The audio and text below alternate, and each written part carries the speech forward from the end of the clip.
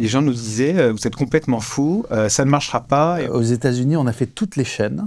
On est un cas complètement unique. Ça a été 19 ans à l'antenne sur TF1. Bonjour, je suis David. Bonjour, je suis Stéphane. Bonjour, je suis Vincent et on va vous raconter la folle histoire de Totally Spies.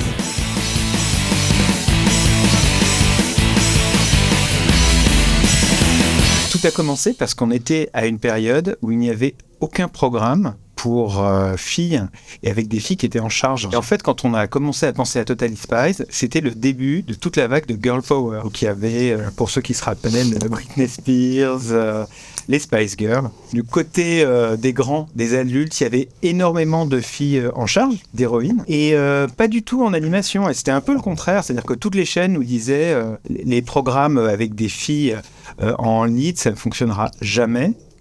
Parce que c'est les garçons qui tiennent la télécommande. C'est-à-dire que l'idée, c'est qu'il fallait toujours rajouter un garçon, et tout au long du développement, on nous a demandé de rajouter un garçon. Et d'ailleurs, un chien. Ce qui était nouveau, et là où on a eu de la chance, parce que c'était un certain contexte, c'est que la responsable de TF1 nous a autorisé à tenir sur le cap, en fait, et à faire un programme sans garçon. Mais il faut savoir qu'à l'époque, quand même, c'était un peu fou, en fait. Les chaînes n'achetaient pas de programme, enfin, ça n'existait pas avec des filles. Et quand on a fait Totally Spies, on a commencé de le vendre à TF1 et puis à Fox aux États-Unis, c'était un peu les exceptions. Partout ailleurs où on parlait du programme, les gens nous disaient vous êtes complètement fous, ça ne marchera pas et on n'achètera pas de programme avec des leads féminins. Il y a une deuxième originalité de Totally Spies qui est très importante, c'est qu'en tant que société française, on a fait un programme qui se passait aux États-Unis, ce qui était une folie, une deuxième folie. Nous, notre objectif, c'était d'aller directement viser le marché américain, en fait. Et d'ailleurs, parce qu'on se disait, si on a le marché américain, on aura le marché mondial. Et même pour le prénom des filles, comme on ne savait pas du tout les prénoms à la mode là-bas, je me rappelle à l'époque, c'était des fax. Si tu veux me parler, envoie-moi un fax. On a envoyé des fax à des gens qu'on connaissait à Los Angeles pour leur demander 3 prénoms qui puissent être à la mode à Los Angeles. Et on a fait ce programme en s'imaginant vivre aux États-Unis, en fait. Ils étaient tous un peu fascinés par ça, un peu l'époque de Beverly Hills, pour ceux qui s'en rappellent. Oui, c'était l'époque Beverly Hills, c'était l'époque aussi Buffy en fiction, qui était très très populaire à l'époque. On avait un peu situé des lieux emblématiques de Los Angeles, qu'on a retrouvé ensuite dans notre pré-production, lorsque j'ai rapporté toutes les photos à l'équipe. Le lycée de Beverly Hills. Le lycée de Beverly Hills, Venice Beach, Rodeo Drive, enfin on a fait notre grand tour. On était aussi très très imprégnés des séries américaines des années 70-80, et pour ne pas les citer, Les Trois Drôles de Dames, et Clueless aussi, qui était un film important dans les références de Totally Spies, qui aussi devait se mélanger avec du True Lies. May I see your invitation, please? Sure. Un mélange entre du très girly, de la vie à l'école, d'étudiante, et puis de l'action débridée, cachée et une vie secrète. Nos directeurs d'écriture de l'époque, Robert et Michel Lamoureux, c'était un couple homme-femme, et on sentait bien d'ailleurs dans la répartition de leur travail, en tout cas moi lorsque je recevais les scripts, j'ai deux belles sœurs qui aussi ressemblent beaucoup au profil de chacune des filles.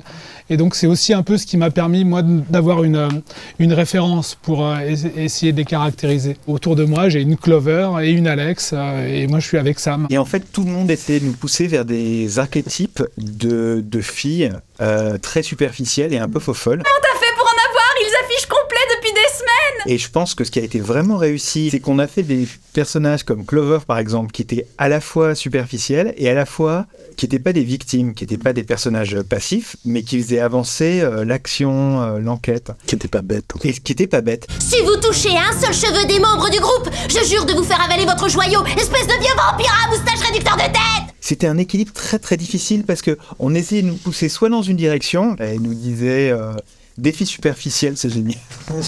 Et puis il y avait ceux qui nous disaient oh là là, ça manque de profondeur. Je pense que ce qui est eu de génial dans Totally Spies, c'est qu'on est arrivé à un peu faire les deux, en fait. Le plus difficile à créer au tout début, c'était Clover. Parce que Clover étant un personnage superficiel, c'était celle sur laquelle tout le monde, des auteurs aux designers, tout le monde était tenté d'en faire une caricature. Souvent, les filles superficielles, en télévision, en cinéma, sont un peu méchantes. Et tout notre travail à tous les trois, ça a été d'éviter ça. Ce qui fait un bon show, c'est d'abord que les personnages soient d'abord sympas. Ce que quelquefois le cinéma français oublie. à mon avis. Puis gentil, et ça, David a fait très attention à ça, toujours la gentillesse. Et ça, c'est très important dans tout notre travail. Et puis drôle, mais drôle par la construction de leur personnalité. Il fallait réussir à amuser et l'enfant, mais aussi un peu le parent qui regarde le programme. Ça comment les moments surréalistes? On appelait ça, moi j'ai plusieurs noms, c'était les moments de Japanime. C'était la troisième innovation en fait, c'est qu'on intégrait de l'animation japonaise, des inspirations d'animation japonaise dans le programme. J'avais une culture entre les deux, entre les séries d'animation américaines et puis aussi une passion pour le cinéma d'animation japonais. Donc là, moi je voyais une opportunité formidable de balayer ou dépoussiérer le style d'animation française.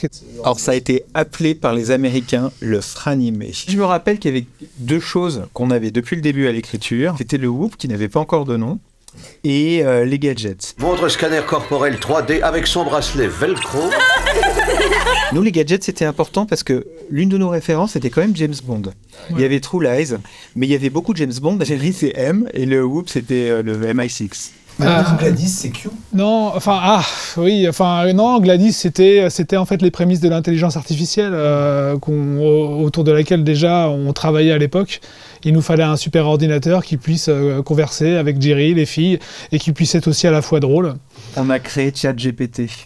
Mais un temps à fond. On a toujours aussi eu un second niveau de lecture sur Totally Spies, sur des problématiques un petit peu plus globales parfois, liées à l'esthétique, à la mode, à la consommation, et j'en passe. Moi, je me souviens d'un article de Télérama qui nous avait épinglé sur une remarque que je trouvais une des plus drôles, mais elle était du second degré. Et Jerry qui disait aux filles « Bravo les filles, vous avez sauvé la société de consommation. » Et donc, je trouve que ça résumait bien se faire tacler par Télérama sur ça. C'était plutôt assez drôle. Mais on avait eu 2 T.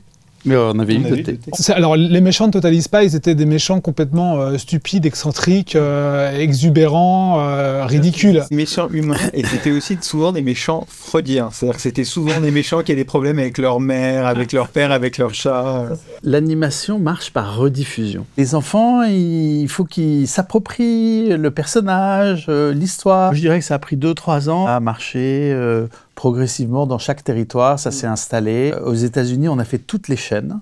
On est un cas complètement unique. Warner, Disney, Cartoon Network. Nickelodeon, on n'a pas fait. Non, on n'a pas fait Nickelodeon. Ouais, on n'a pas fait. Ouais. Après, il y a un autre phénomène qui a lieu, mais alors très longtemps après. Déjà, quand les enfants deviennent adultes, ça devient un peu mythique. Bon, on garde les pieds sur terre. Et ça, moi, je trouve que ça fait extrêmement plaisir. Ça. La majeure partie de la vie Totally Spies est regardée par des enfants, contrairement à aujourd'hui. Et les enfants de 6 ans, ça va pas forcément sur Twitter. Ça envoie parfois des dessins, des lettres, mais les réactions, en fait, on les a aujourd'hui, de gens qui aujourd'hui ont 20, 25, 30 ans. Ça a été 19 ans à l'antenne sur TF1. Et moi, j'avais calculé que c'était 300 fois par an. Je pense que nous, et surtout Stéphane, ce qu'on a amené, c'est... on a dit, voilà, on peut amener aux enfants des programmes qui sont divertissants et qui sont cool et dans l'air du temps. Et ça, je pense que c'était vraiment novateur. Mais aujourd'hui, quand on est indépendant, c'est quasiment impossible de développer, de présenter du contenu vraiment disruptif. Moi, je sens, une censure 1000 fois plus forte qu'à l'époque de Totally Spies. Toi aussi, hein. Et c'est ça qui a énormément changé, parce qu'on pourrait se dire, il y a les plateformes, il y a beaucoup plus de canaux de diffusion, il y a YouTube. Et la réalité est que les enjeux, justement, des plateformes sont tellement importants que tout le monde est devenu extrêmement conservateur. Domini!